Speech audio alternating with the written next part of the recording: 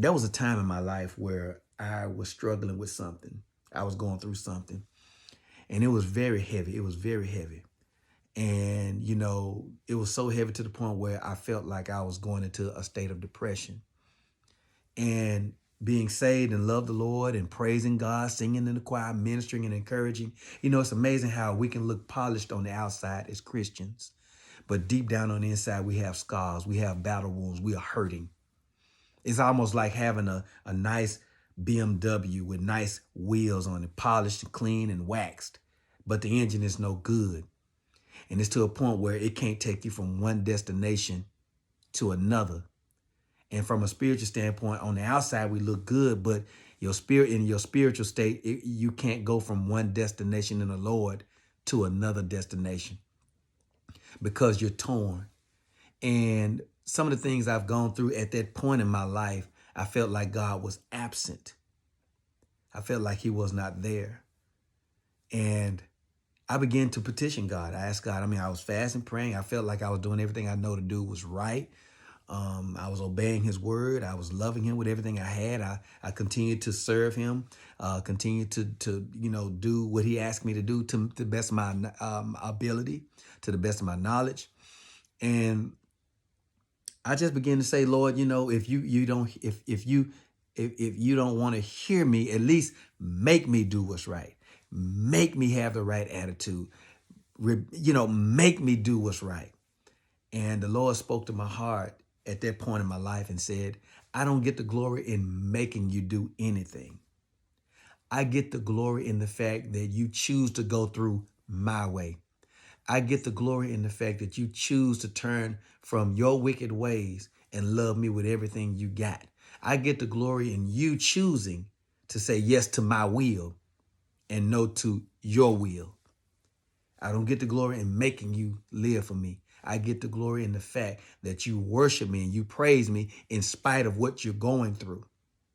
I get the glory in the fact that you trust me in every situation. And that resonated in my heart. It did something for me. A lot of times, we don't want to go through anything. And it's only natural because we just want to be happy. We want to be happy. We want to be happy. And there's nothing wrong with wanting to be happy, but there are going to be some times in our life where our faith is going to be put to the test. There are going to be some times in our life where we're going to experience some down periods in our life. In the book of Ecclesiastes, there's a time for everything, a time to be happy, a time to cry.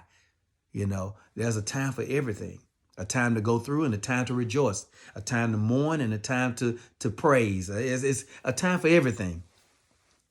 And during this period in my life, I had to realize that God was trying to grow me. And a lot of times the things that we go through, we can't always blame the devil for it. The devil this and the devil that and the devil this. Stop giving the devil glory. Sometimes life is just life. Stop acknowledging him. Life is just life. And some of the things we go through is designed to grow us in God because they're higher heights in God. We don't stay the same. We have to grow. We have to grow in the Lord. And how else can we grow unless we be challenged, unless our loyalty, commitment, and faithfulness to the Lord is challenged? We have to go through something. Challenges are necessary. Struggles are necessary. Your burdens, your issues are necessary so that you can grow in God, grow in faith, grow in trust. And it's a testament of how much you love the Lord. It's a testament of how much you want to serve him. It's a testament of where you are in God. So I just want to encourage you to, just hold on to the Lord and stay focused and know that God is there, even though you don't feel his presence. Again, we don't walk by feelings. We walk by faith.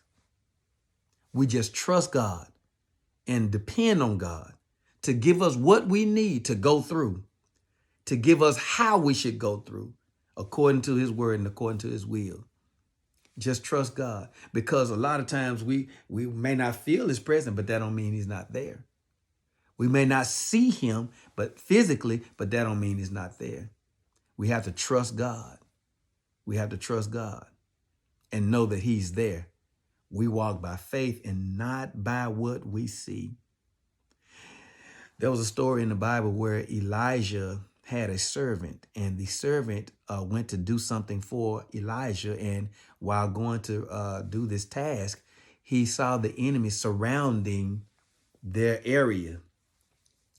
And he ran back to Elijah in fear, saying, "What we gonna do? You know, the army's around us to overtake us. What we gonna do?" And Elijah prayed to God that he would open up his servant's eyes. And after he prayed and the servant's eyes were open, the servant saw God's army surrounding their enemy. Their help was already there, and the servant didn't know it. Sometimes you got to realize, I mean, when we in a situation and when we feel like life is so overbearing, know that your help is already there. Know that God is already there, ready to fight for you, ready to deliver you, ready to encourage you, ready to take you through. But he's not going to make you live for him, because he don't get the glory in making you do anything. The glory comes from you saying, "Yes, Lord. I know this is only temporary. I know that you've already made a way. I know that you already opened the door. I'm just saying yes."